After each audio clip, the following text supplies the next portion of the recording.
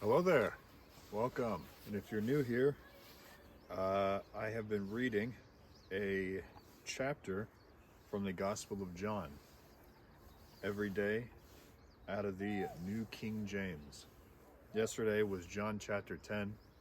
We're moving into John chapter 11. All the chapters previous to this and also the book of Mark chapter by chapter can be found on the New Testament playlist on my channel, and they're all under 15 minutes. So if you would like to join us in the reading, if you're new, just set aside 15 minutes a day to read the Word with myself as well as the your fellow on-readers or onlookers online, and join the community. It's a very cool thing to be a part of, in my opinion. Thank you. Without further ado, John chapter 11. The death of Lazarus. Now a certain man was sick, Lazarus of Bethany, the town of Mary and her sister Martha. It was that Mary who anointed the Lord with fragrant oil and wiped his feet with her hair, whose brother Lazarus was sick.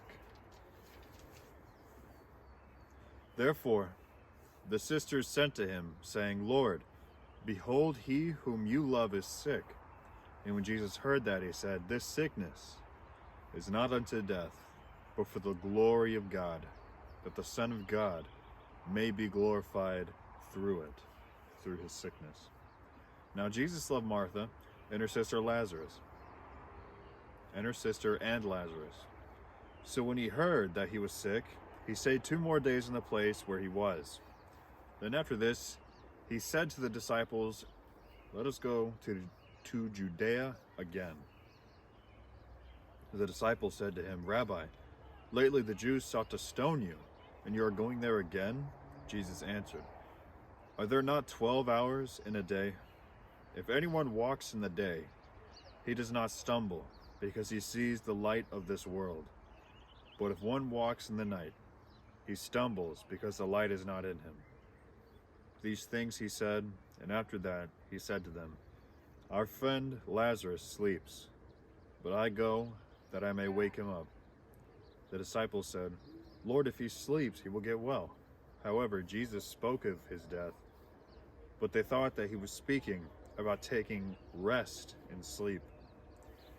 Then Jesus said to them plainly, Lazarus is dead, and I am glad for your sakes that I was not there, that you may believe. Nevertheless, let us go to him. Then Thomas, who was called the Twin, said to his fellow disciples, Let us also go, that we may die with him. So when Jesus came, he found that he had already been in the tomb 4 days. Now Bethany was near Jerusalem, about 2 miles away, and many of the Jews had joined the women around Martha and Mary to comfort them concerning their brother. Then Martha, as soon as she heard that Jesus was coming, went and met him, but Mary was sitting in the house. Now Martha said to Jesus, Lord, if you had been there, my brother would not have died. But even now I know that whatever you ask of God, God will give you. Jesus said to her, Your brother will rise again. Martha said to him, I know that he will rise again in the resurrection at the last day. And Jesus said to her, I am the resurrection and the life. He who believes in me, though he may die, he shall live. And whoever lives and believes in me shall never die. Do you believe in this? She said to him, Yes, Lord. I believe that you are the Christ, the Son of God, who has come into the world. And when she had said these things, she went her way and secretly called Mary her sister, saying, The teacher has come and is calling for you. As soon as she heard that, she arose quickly and came to him. Now Jesus had not yet come into the town, but was in the place where Martha met him. Then the Jews who were with her in the house and comforting her, when they saw that Mary rose up quickly and went out, followed her, saying, She is going to the tomb to weep there. Then, when Mary came where Jesus was and saw him, She fell down at his feet, saying, "Lord, if you had been here, my brother would not have died." Therefore, when Jesus saw her weeping, and the Jews who came with her weeping, he groaned in the spirit and was troubled. And he said, "Where have you laid him?" They said to him, "Lord, come and see." Jesus wept. Then the Jews said, "See how he loved him?"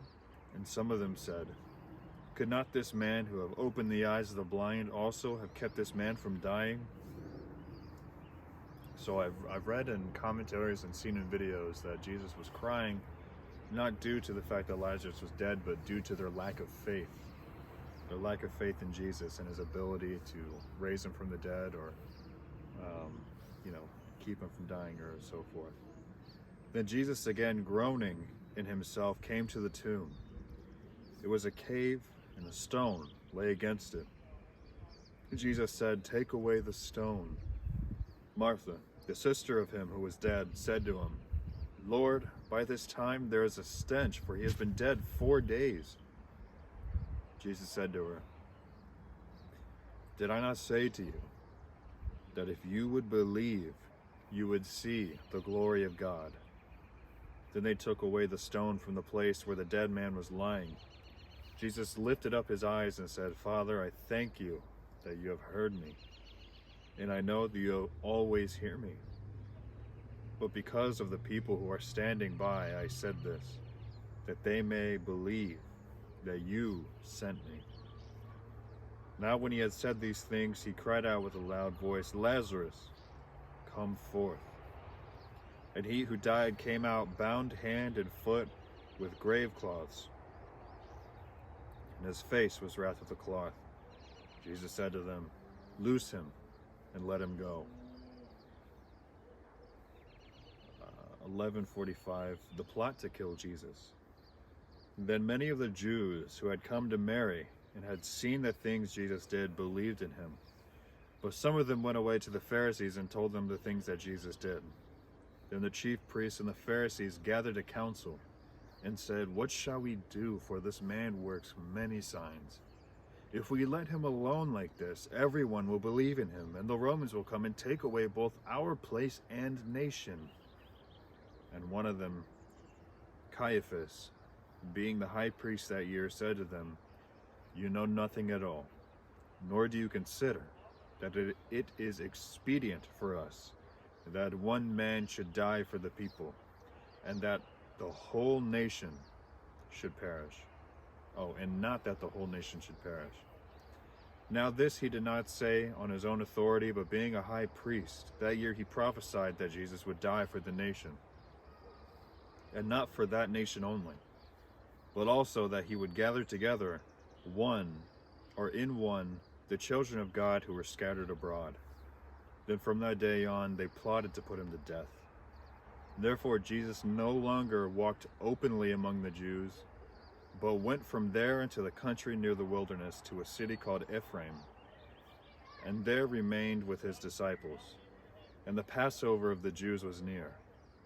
And many went from the country up to Jerusalem before the Passover to purify themselves. Then they sought Jesus and spoke among themselves as they stood in the temple, "What do you think, that he will not come to the feast?" Now both the chief priests and the Pharisees had given a command that if anyone knew where he was, he should report it, that they may seize him. Oh, well. And that was John chapter 11. I was getting really into that. Thank you, Lord, for being with me as I read your word. Thank you for joining. Thank you for being a part of the community. I pray that the Lord may add a blessing to the reading of his word, and tomorrow we'll start chapter 12. So until then, we'll see you.